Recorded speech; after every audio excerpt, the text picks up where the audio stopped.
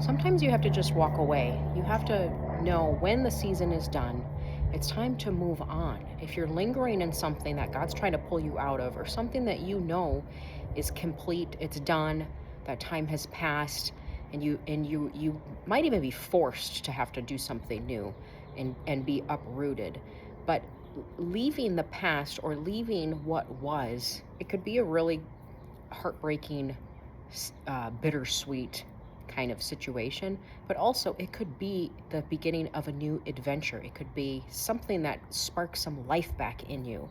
Just because you've done the same thing over and over and you've lived in the same place, in the same location, in the same house, or whatever, doesn't mean that that needs to be your future. Like, if you're in America, you have decisions and choices, and you have the ability to decide where you want to go, most of us anyways, where we want to live, how we want to live. Is it always easy? No, absolutely not. But knowing when to move on is key. Otherwise, you're lingering in something that may not be producing what it used to produce. This is also for relationships and jobs and friendships. I've had to walk away from things that I thought, I'm not going to change this other person. They're not going to develop and grow at the pace that I want to, and they're going to end up being a ball and chain for me. That's not selfish. You don't owe people your progress or your life. And if you have a friendship that is just a ball and chain, and you're like, well, they're nice, or they mean well, or there's potential, there's hope, you should always love, you should carry their burden. And that's another thing, is we get so caught up in, we think we're carrying somebody's burden, and in fact we're carrying their load. That's a totally different thing. The Bible does say about carrying each other's burdens. That's a situation or a hardship or something that person has gone through. That's something that they've a loss, maybe a financial loss or a divorce or a death. It's a hardship, and you're walking alongside them. That's different. But if you're carrying their load, this is they don't want to change. They don't want to do what they have to do. They're constantly complaining about the same things over and over, though they're doing it to themselves. They are not willing and open to find a solution. They're definitely not coachable, moldable, full of pride and arrogance, their way, and that's it, and you can't. Walk away. You have a right to walk away from those people. And if you're like, well, I'm a Christian and I need to love everybody, okay. Jesus walked away from people all the time. He gave them the ability to choose, and so should you.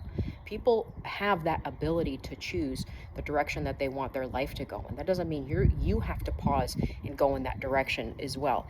A lot of times this also stems from, we want the approval from that person, maybe a parent or a sibling, and it's almost like you feel your worth is in that person giving their approval. Like, you want to make them proud of your decision. So you maybe don't do what you should do or what you really desire to do because you want to make them proud, or you want to make them happy, you want to please them.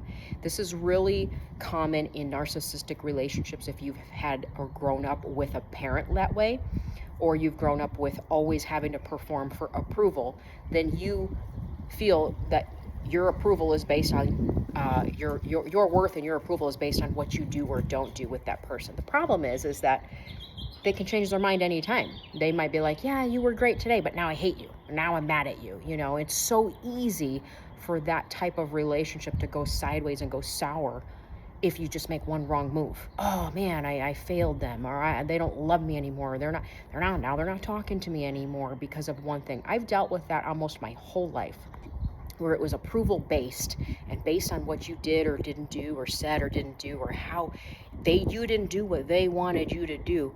Just walk away. You have to get to the point where you know that your life, your peace, it's not a selfish thing.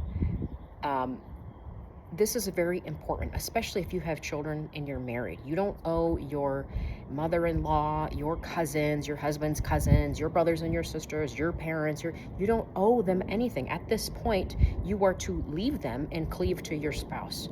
And then your obligation becomes your home, your children, your spouse, your relationship with God, and yourself. As moms and as women, when you get older, this is the number one thing women neglect. They are so beat up. Like, we get to the point where we're like, I've spent my whole life taking care of people, doing what everybody wants me to do. right? Literally being bullied into it. Do this. You better be a good wife. You need to do this. You need to show up here. Every friend's birthday party, every parent, take this call, do this. It's like you are just so beat down. And you get to the point where you're maybe in your 40s. I got to this point a couple years ago, and I just thought, you know what? Forget it. Probably about 4 or 5 years ago. That's when I started on this whole journey. And I just thought, you know what? I'm not doing this anymore. I am not entertaining this type of behavior. I'm not tolerating it. You're not going to be allowed in my circle anymore. I'm not going to share deep things with you. And it took me a long time to realize that I didn't have to share everything with everybody. I didn't have to expose things in my life to them just to keep that friendship. And if you have friendships that are just heavy and they are weighing you down and they're turning you into a person that you really don't want to be, they're exhausting and they're not lifting you up, you're not feeling sharpened after that, it might be time to just walk away and say, you know what, it's been great, we've had some great times or whatever, but this is not working for me anymore. And really don't have to explain anything. So this is part of decluttering your life. It's not just the home and the belongings and the stuff that you've accumulated over the years that you feel that you have some type of attachment to, that you can't let go of this because this Tupperware is your deceased grandma. No, it's not. The memory is here. It's not in the stuff. And if you can't separate those two, you're going to have a really hard time liberating and freeing yourself from all of this bondage, because that's what it ends up being. It's a type of bondage. Whether it's the wrong relationship, you're in the wrong job, you're living in the wrong city, you're still in a house that you hate, in a location that you hate, you're not challenging yourself to grow, and you're miserable. And then you're sitting home watching the news and it's telling you that life sucks and the world sucks and everything's terrible, and now you're even more miserable, and you're just like, well, what's the point of living? Okay, so you got to snap out of that. Start by decluttering your life a little bit. Relationships, friendships, things you no longer need. Stop engaging in things that are fruitless. Gossiping with friendships, going to the bar, gossiping with friends, going to the bar, wasting time in family drama. That's a big one. If you're involved in family drama, it's not getting anywhere, okay? Just walk out of that. Step out of that. Don't answer the phone call. If it's always drama around the table at Thanksgiving, don't go. Like, I don't care anymore. You don't owe people your life, your peace, your time. And what I found is when you are involved in a lot of those things, it's like if you had somebody who's really stinky in your car and they got really bad BO, okay, they might have left, but you get in your car the next day and you're like, man, it still smells like this armpit. It still stinks, right? That's what it's like when you're in these types of relationships, that even though you're like, I had this discussion 3 days ago and you're still mad about it, right? You're still pissed off. You still can't get it out of your mind because it deposited something in your nervous system, in your spirit. It deposited something in your body. It's still manifesting there, right? So you then feel like it's still bothering you. It's still stress. You can't shake that feeling. I mean, I used to have arguments in my mind that didn't even exist because the relationship was so toxic with certain family members. I'm like, man, I just can't shake this feeling. I had to detox from it. It's literally like a detox. Detox yourself, because it does get easier. And you might go through a period where you feel guilty and you're like, okay, I feel really guilty that I'm not answering the call, or I'm not talking to this person, or I'm not there for them. You can love without having a close relationship with that person. You can love them and still not engage with them. I mean, I love and forgive. That's the other thing, is you have to give yourself the time to heal and forgive, because if you keep going back into the hand of the oppressor, or the person who keeps doing that to you, or the situation, the relationship, I mean, then you deserve it. You're really just getting the consequences of you deserve, because you keep tolerating it. So in order to heal, you have to quit going back into that. So if this person turns you into somebody you don't want to be, well, stop hanging around them. Stop engaging. I don't care if it's family, friend, if it's, well, they're blood, they're this, we're so tight. Okay, well, then that's what you deserve, I guess, because that's what you're allowing to have in your life. And again, it doesn't mean you hate them. You can love from a distance, and you can respectfully say, I need to set up these boundaries, not just for my mental health and my physical health, but for my children and my family, so I can be my best for them. So sometimes you have to walk away, give yourself that space in between. I mean, it took me probably a good solid 6 months to detox from some relationships. And I'm talking like no contact, 6 months to a year, to really get to the point where I could forgive, and I could not just forgive them, forgive myself, but start softening towards them without opening the door again. That's another thing. You don't have to open the door again, because you could crack it and they'll kick it wide open and be like, I'm back into your life. Here you go. Have some of my garbage. You don't have to do that. It took me like 6 months to a year to really just say, okay, I got some perspective. I don't owe this person. God wants to free you from bondages of the past. And these can be people putting it on you, their own problems. They have now thrown them to you. You've caught them. Okay, I got this now. Now it's mine. No, it's not. You don't have to carry their weight and their load and their consistent problem. Everybody needs to handle their own stuff, okay? That doesn't mean that you can't bless them. You can't say happy birthday, or you can't let them know you love them, but you don't have to carry their load day in and day out. That is not a biblical relationship. And anybody who thinks, well, get that Jesus would, no, he wouldn't, and he didn't. So stop messing that up. He was very clear on his mission. He was very clear on who was in his circle, what he was here to do. That's the example that we need. What are you here to do? What's your purpose? What's your mission? Who's in your inner circle? And you can love from a distance. You can tangibly help people without bringing them into your inner circle, right? You could do that by blessing people with your goods that you no longer need, blessing your neighbors. You can make a difference in your community without bringing those people into your inner circle and into your life. So it's like having boundaries, but still shining a light, and it's like firm. It's firm love is what it is. Learning to walk away at the right time is going to save you so much more heartache and so much more frustration, because if you are lingering in something that's already passed, it's like this is dead, and you're still trying to revive it. You're still like, well, there's hope for this business that's gone way down. No, just let it go. It's more important what you do in that next step. Okay, so you accept the fact this is done, this business or this relationship or this whatever time period in my life, I got to let it go. Okay, what's the next step after that? That's what's most important, is what are you going to do next? You're creating your future by your decisions that you make today. So if you're carrying something from way back when, you're lugging it all over. I'm carrying this. I can't let this go.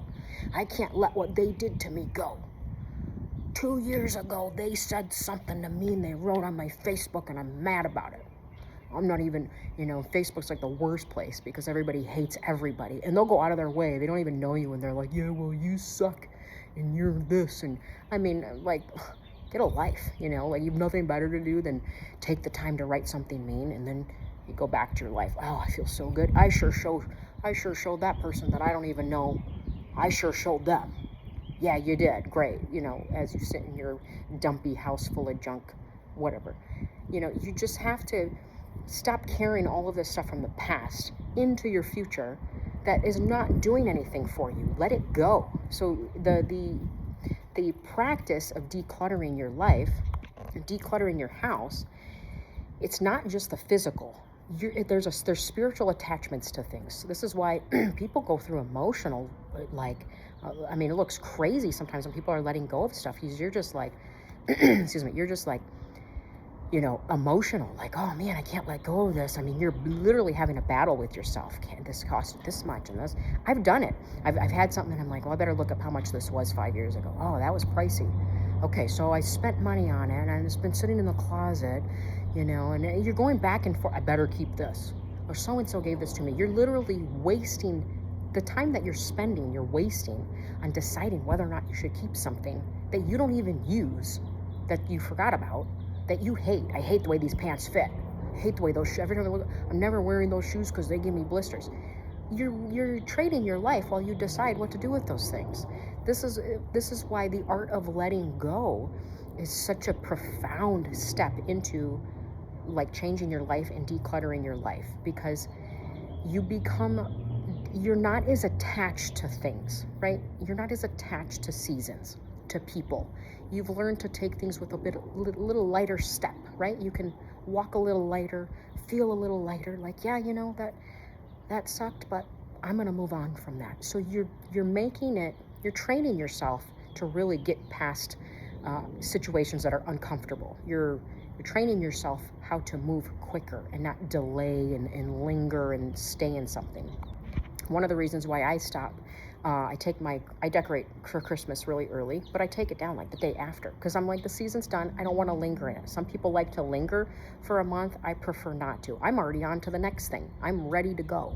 What's the next thing we got to do?